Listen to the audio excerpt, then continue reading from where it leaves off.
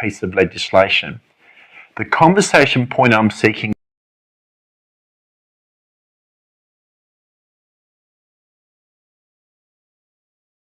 This is a live stream by Freedom Media WA. This stream is going to take a different look at trends and patterns regarding implemented legislation purported to be necessary to manage the pandemic. As a disclaimer, I'll say that it needs to be remembered that not all trends should be taken literally. It's also important to remember that trending, forecasting and the like takes practice and understanding of how everything and anything could influence mindset towards what you believe future predictions may or may not come to fruition. Last month in Western Australia, an extremely draconian piece and vague legislation was rammed through the WA Parliament by Premier Mark McGowan, namely the Emergency Management Amendment COVID-19 Response Act 2020. Now, there's already been much said about that bill, which was assented October 21 this year, and I'm not looking to go into that. You can look through previous streams on this platform or YouTube or Rumble Freedom Media WA that covers that piece of legislation. The conversation point I'm seeking to raise is this. What if it was possible, looking at certain trends, to predict that this draconian piece of legislation may have come up? I'm not looking to explain the link of the UK with Australia, but at its core, it's one that was established via colonisation. However, one link that still stands today is Australia is still running to the Westminster parliamentary system. We know now that the UK was one of the first nations in the world to roll out COVID mRNA injections and mask mandates, and was one of the first democratic nations to implement lockdowns. The trend of public dissent against the UK government for withholding clinical data, big pharma contract details, and government health advice, which was relied upon, that saw injection mandates and what is clear now, devastating social and economic lockdowns, saw similar protests in Australia, all for the same reasons, with the comparison trend approximately a 3-month lag from the UK to Australia. Let's take a look for comparison how pandemic measures by the UK government escalated, as did resultant protest actions. Good evening. The coronavirus is the biggest threat this country has faced for decades, and this country is not alone. And so tonight, I want to update you on the latest steps we're taking to fight the disease. From this evening, I must give the British people a very simple instruction. You must stay at home. You should not be meeting friends. If your friends ask you to meet, you should say no. You should not be meeting family members who do not live in your home. You should not be going shopping except for essentials like food and medicine. And you should do this as little as you can.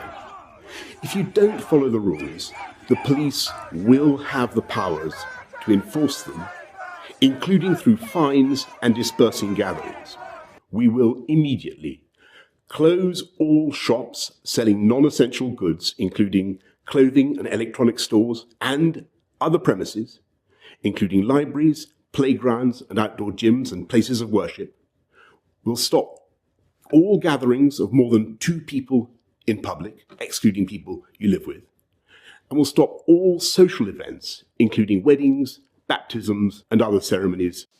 It won't take long to see the claims made by the McGowan government that the amendments were necessary, as he said, to help implement things like mask mandates, yet that bill contained extremely overreaching provisions allowing a declared COVID-19 officer to break and enter into people's homes without a warrant if they felt it would prevent the spread of COVID. And by comparison with the UK PCSC Act claiming to contain lock-on offences, yet it also contains overreaches by implementing stop and search laws with law-abiding citizens when the police feel like it. But it doesn't stop there by comparison. About 4 days ago, I saw the following tweet, which I found of particular interest, so I decided to investigate the subject matter a little further. In the UK, there is a bill that's called the Public Order Bill 2022, and it's about to have its first reading in the House of Lords, in fact last Thursday. Just to be clear, I am talking about the UK here, not Australia. Well, not yet. Just a brief look at this bill brought on an alarmingly deep level of concern for me. Why? Well, it's because it will essentially make protesting on any level unlawful. In addition, the UK bill will give the police the ability, with what's proposed and will be known as a Serious Disruption Prevention Order or an SDPO, to be issued on a person. And that person doesn't need to be charged or convicted in order to receive an SDPO. All that is required is police just need to make an application to a magistrate's court that person, a UK citizen, is likely to cause disruption to 2 or more people in a public place. That's it. Once an SDPO is made, it will be in force for 5 years. Any breach will be determined on the balance of probability, the civil burden of proof being significantly lower than the criminal burden of proof beyond reasonable doubt, which is needed to secure a criminal conviction. Breaches will see 2-year imprisonment sentences with massive fines, and in some instances unlimited fines have been set. A person subject to an SDPO may also be required to wear an electronic monitoring ankle bracelet for one of the 5-year terms of the order. Here in Australia, we fall under the Westminster system of law based on the British model of responsible.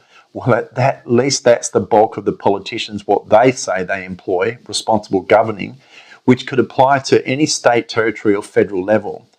Under this system, public sector employees are meant to serve the people of their state and territory and nation by implementing West Australian or Australian government policies, decisions and programs in the best interest of the people, not that of a World Economic Forum, World Health Organization, or even United Nations.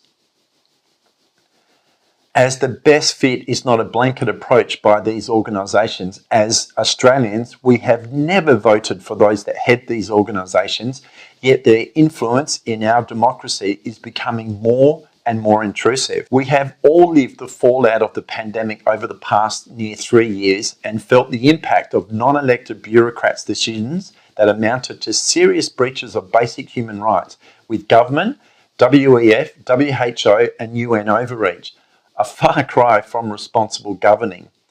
However, the memories of the above will fall into small comparison if a bill like the UK Public Order Bill 2022 comes to pass in Australia. There would be many instances in conversations over the past 3 years where one person with another has been talking about points of view of government, potentially government overreach and infractions against human rights, likely ending with one person saying, "It's time to wake up before it's too late." Therefore, in Australia, we cannot ignore the trends in the UK, as it may be the best signal for what may potentially be coming down the pipeline. That is, unless you truly believe that laws like or similar to the Public Order Bill 2022 will not make their ways in the corridors of WA or Australian Parliament. Here's one last look at a trend that I want to bring up to you. On a web page called Our World Data, you will find many graphs and stats highlighting trends relating to governments around the globe and their management of COVID-19. This graph shows a graphical representation of COVID-19 stringency measures between Australia and the UK regarding injection mandates, travel bans, lockdowns, business and school closures, and banning of public and private events. When you look closely, you'll see that Australia followed UK trends very closely indeed, except for the past 12 months.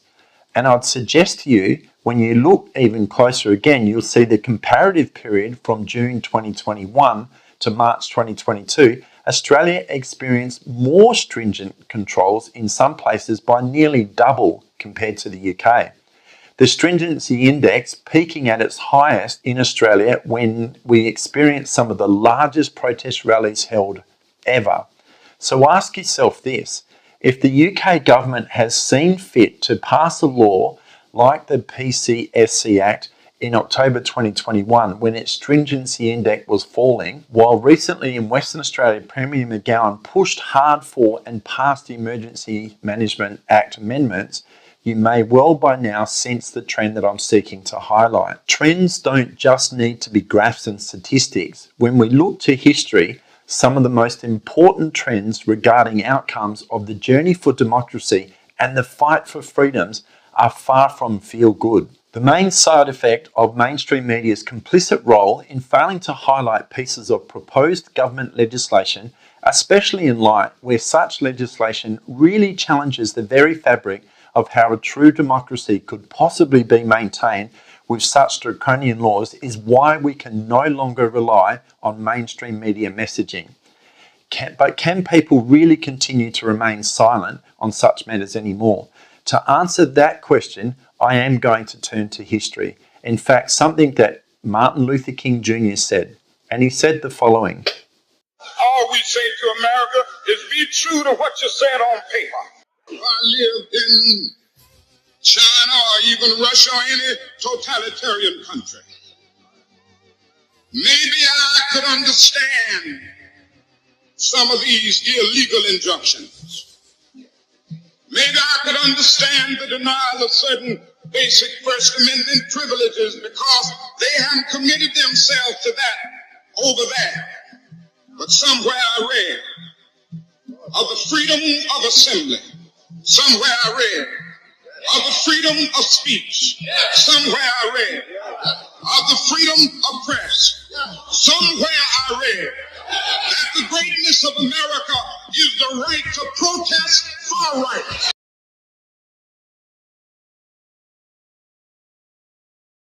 I'm Lindsay from Freedom Media WA, and to those that have commented, thank you, and for those that have watched the stream, thank you very much. Brought to you by Freedom Media WA, where journalism should never be a government narrative.